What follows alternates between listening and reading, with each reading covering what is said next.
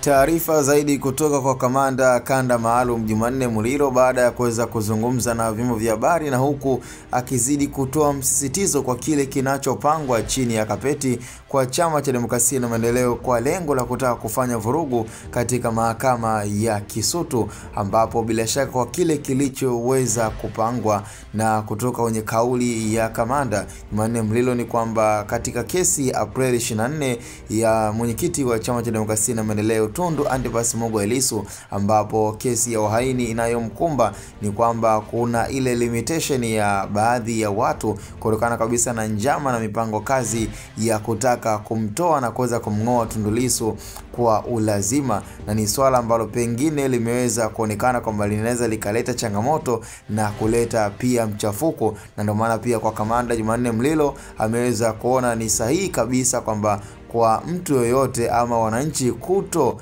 andamana na kutosongamana kuwa katika mahakama ya Kisutu. Kwa hiyo ni kauli ambayo pia ameweza kuzungumza licha kwamba kumekosa na mgongano wa kauli baada ya John Heche pia kuweza kutoa ufafanuzi na baadhi ya viongozi ambao waonekana kumpinga na kutotaka kauli ya Jumanne Muliro iweze kusikilizwa tena, wakiwa na hoja ya kwamba Jumanne Muliro yeye hahusiki pia na uongozi wa magereza wala uongozi wa mahakama. Kwa hiyo kuhusiana pia na sheria za mahakama pengine huenda akawa hazifahamu wala hazijui, na ndio maana anahisi kabisa kwamba hairuhusiwi kwa wananchi kuweza kuandamana na kuongozana katika kesi ya Aprili 24 katika mahakama ya Kisutu. Kwa hiyo imeweza kuonekana pia na huku akiweza kutolea ufafanuzi kuhusiana katika hiyo katiba na ni ibara ya ngapi, sheria namba ngapi ambayo tayari muonekana kabisa inafanya kazi na ndio inayotumika katika mahakama zote. Kwa hiyo ni swala ambalo mpaka sasa hivi limekuwa na mgongano,